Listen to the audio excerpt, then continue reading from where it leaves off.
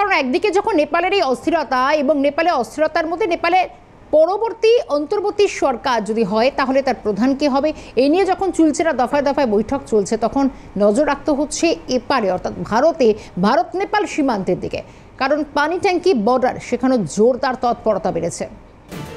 আজও থমথমে আপনাদের ছবি দেখাবো পানি ট্যাঙ্কি সীমান্ত গত দুদিন ধরে যে ছবি আমরা দেখিয়েছি, কারণ নেপাল এবং নেপালের যে পরিস্থিতি বর্তমানে ভারত নেপাল সীমান্তের দিকে বিশেষ করে তৎপরতা নজর রাখা হচ্ছে, জোর দেওয়া হচ্ছে এসএসবি জওয়ানরা যারা রীতিমতো খোঁড়া অতন্ত্র প্রহরা রয়েছে।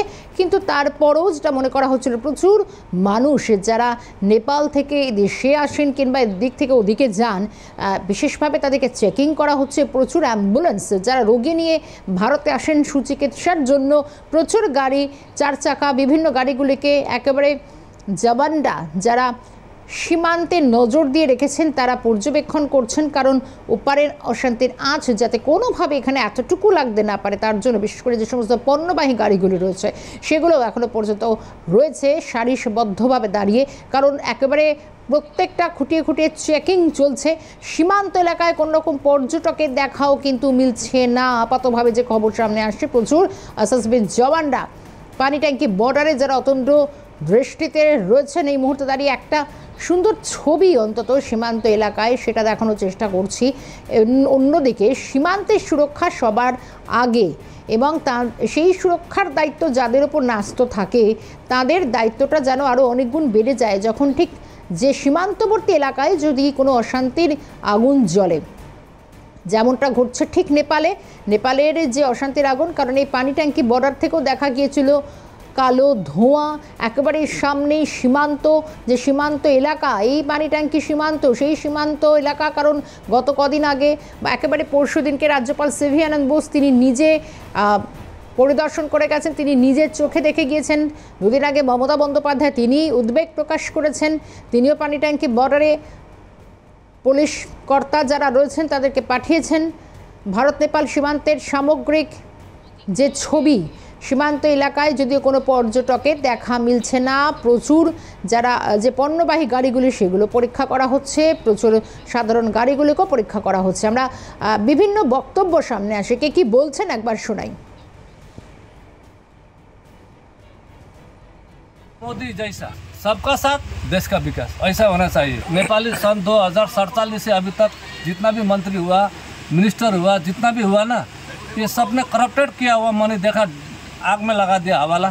पब्लिक का घर में खाने नहीं है, नेता लोग चैन से बैठा है। फ्रीडम वाला चाहिए, प्रजातांत्रिक चाहिए, सबको बोलने का अधिकार है ना, सब धर्म को एक साथ रख मिल के चलना चाहिए, कोई बड़ा कोई छोटा नहीं है। जेएनजी का भी सवाल है ये। বিভিন্ন যে বক্তব্য আসে নেপাল থেকে, একদিকে যেরকম বেশ কিছু সবজির গাড়ি ভারতে আসে, অন্যদিকে আরও একটা গুরুত্বপূর্ণ খবর, কারণ এসএসবির একটা বাড়তি নজরদারি চলছে, কারণ বেশ কিছু কয়েদি যারা এখনও জেল থেকে পালিয়ে গেছেন তাই অনুপ্রবেশ আটকাতে এসএসবির জওয়ানরা অত্যন্ত প্রহরায় রয়েছে। আমি সরাসরি যাব এই মুহূর্তে পানি ট্যাঙ্কি বর্ডার থেকে আপনাদের নিয়ে যাই। পিকাই ঘোষ আমাদের সঙ্গে রয়েছেন। পিকাই, গত দুদিন ধরে যে ছবিটা তুলে ধরছিলে, কিন্তু আজকে একটু জানার চেষ্টা করব, কারণ নেপালের এই অশান্তির ঘটনায় প্রচুর কয়েদি যারা কিন্তু জেল থেকে ইতিমধ্যে পলাতক, কোনোভাবে অনুপ্রবেশ যাতে না হয়, অনুপ্রবেশ রুখতে অতন্ত্র প্রহরা এসএসবির জওয়ানরা, আজকের কি ছবি দেখছো?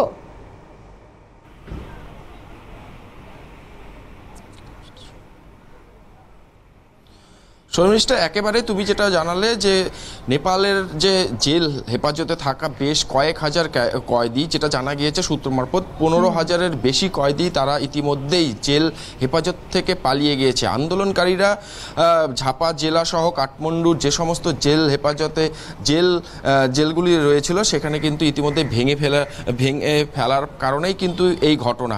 আমি ইতিমধ্যে দাঁড়িয়ে রয়েছি ভারত নেপাল সীমান্তের পানি ট্যাঙ্কি বর্ডারে। ইতিমধ্যে এই যে তোমার এই বর্ডারে এসএসবির কিন্তু প্রহরা কিন্তু এতটাই করা রয়েছে যে যাতায়াতকারী যারাই রয়েছে না কেন নেপাল থেকে ভারতে প্রবেশ করছেন এমনটাও যে সমস্ত ভারতীয় তাদেরকেও কিন্তু আটক করে তল্লাশি করানো হচ্ছে। আমি একটু দেখানোর জন্য বলবো সৌমিন্দুদাকে, তুমি ইতিমধ্যে দেখতে পাচ্ছ একজন গাড়ি নিয়ে তিনি কিন্তু নেপালের বাসিন্দা, তারা কিন্তু নেপালে প্রবেশ করবে এবং ঠিক সেই জায়গায় দাঁড়িয়ে এসএসবির পক্ষ থেকে তাদেরকে কিন্তু গাড়ি আটক করে তল্লাশি করানো হচ্ছে, তল্লাশি করার পরেই কিন্তু তাদের ছাড়পত্র মিলছে। তবে তোমাকে জানিয়ে রাখি, গত কয়েকদিন ধরে পণ্যবাহী যে সমস্ত ট্রাকগুলি রয়েছিল সেগুলো কিন্তু যাতায়াত একেবারেই নিষিদ্ধ ছিল। তবে গতকাল 5টা নাগাদ যেটা দেখা গিয়েছে, নেপালের যে এজেন্সি রয়েছে পেট্রোলিয়াম এজেন্সি, তাদের পক্ষ থেকে কিন্তু একটি আবেদন করা হয়। সেই আবেদনের ভিত্তিতে 15খানা তেলের ট্যাঙ্কার ভারত থেকে নেপালে প্রবেশ করেছে এমনটাই দেখা গিয়েছে ইতিমধ্যেই। তার পাশাপাশি একটি এলপিজি গ্যাসের যে ট্যাঙ্কার সেটাও কিন্তু গতকাল সন্ধে 5:30-6টা নাগাদ কিন্তু এই যে ভারত নেপাল সীমান্তে পানি ট্যাঙ্কি বর্ডার দিয়ে কিন্তু ক্রস করে। তবে সেই ট্যাঙ্কারটি আজ ফিরে আসছে এমনটাই কিন্তু জানা যাচ্ছে, যে এই যে ট্যাঙ্কার ইতিমধ্যে তুমি দেখতে পাচ্ছ, সেই ট্যাঙ্কারটি গতকাল সন্ধ্যায় 5:30 নাগাদ এই বর্ডার দিয়েই কিন্তু গিয়েছিল। আমি একটু কথা বলার চেষ্টা করব তার সঙ্গে, কি বলছেন তিনি, যেহেতু চক্ষুষ প্রমাণ তিনি রয়েছেন, কি বলবেন দাদা, কি বলবেন, কোথায় গিয়েছিলেন? ये धूलाबाड़ी। धूलाबाड़ी। हाँ, कब गया था? हो गया 3-4 दिन हो गया। 3-4 दिन हो हाँ। गए। आज क्या रिटर्न हो रहा है? हाँ, रिटर्न हो रहा है। परिस्थिति कैसा है? अभी तो नॉर्मल है। नॉर्मल है। हाँ, तो और कर्फ्यू क्या जारी है? कर्फ्यू उसके बारे में जानकारी नहीं। आज हम लोग को बोला गया कि गाड़ी लेके चला जाओ, तो आज हम लोग निकल गए। 3 दिन से उधर खड़ा था। 3 दिन से खड़ा था। हाँ, तो 3 दिन क्या देखा वहाँ पर, कैसा परिस्थिति? नहीं, हम लोग तो प्लांट में उधर कोई प्रॉब्लम नहीं था। प्रॉब्लम नहीं। गैस प्लांट है ना, उधर कोई प्रॉब्लम नहीं था हम लोग को। क्या नाम है आपका? MD इमरान खान। দেখো, একজন যিনি রয়েছেন তার সঙ্গে কিন্তু কথা বললাম, তিনি পরিষ্কার জানাচ্ছেন যে পরিস্থিতি কিছুটা হলেও স্বাভাবিক হয়েছে। আমি আরও একবার দেখানোর জন্য বলবো যে এই গাড়িতে করে ইতিমধ্যে তারা কিন্তু নেপালের উদ্দেশ্যে যাচ্ছেন। তাদের সঙ্গেও কিন্তু কথা বলার চেষ্টা করব, তারা কি বলছেন, কারণ গত কয়েকদিন ধরে নেপালের যে পরিস্থিতি তৈরি হয়েছে, সেই পরিস্থিতি ভয়াবহ পরিস্থিতি, অগ্নিগর্ভ হয়ে উঠেছিল নেপাল। তবে আর একটি গাড়িকে ইতিমধ্যে তল্লাশি চালানো হচ্ছে এসএসবির পক্ষ থেকে।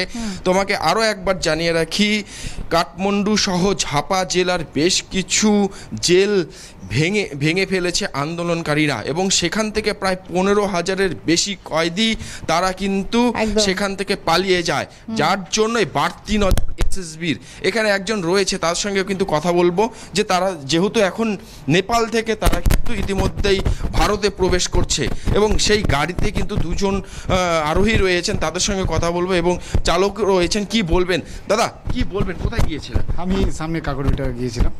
পরিস্থিতি ওদিকে দূর থেকে যা দেখা গেল ঠিকই আছে, সামান্যই আছে, গাড়িও চলছে, প্রায় রিক্সাও চলছে, স্বাভাবিক হচ্ছে না? হ্যাঁ, স্বাভাবিক। তো আপনারা কতটা আতঙ্কে ছিলেন? আতঙ্কে অনেকই ভালোই আতঙ্কে ছিলাম আমরা, যেহেতু আপনারা তো গাড়ির ব্যবসা করেন, আপনাদেরও ব্যবসার সমস্যা হয়েছিল নাকি? সমস্যা তো হয়েছিল।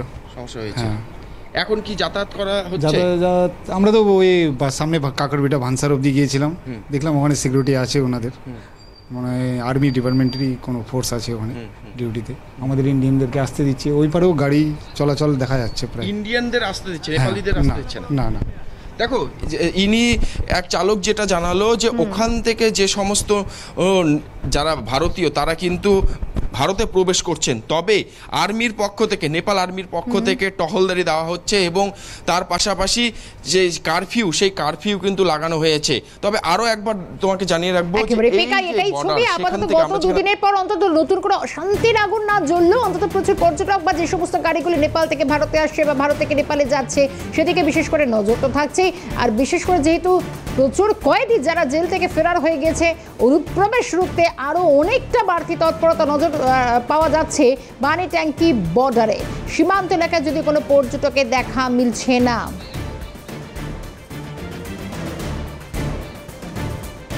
একদিকে পানি ট্যাঙ্কি বর্ডারের ছবি দেখানোর চেষ্টা করছি, অন্যদিকে ক্রমশ যেন ভারত এবং নেপালের ইতিমধ্যেই এই ছবি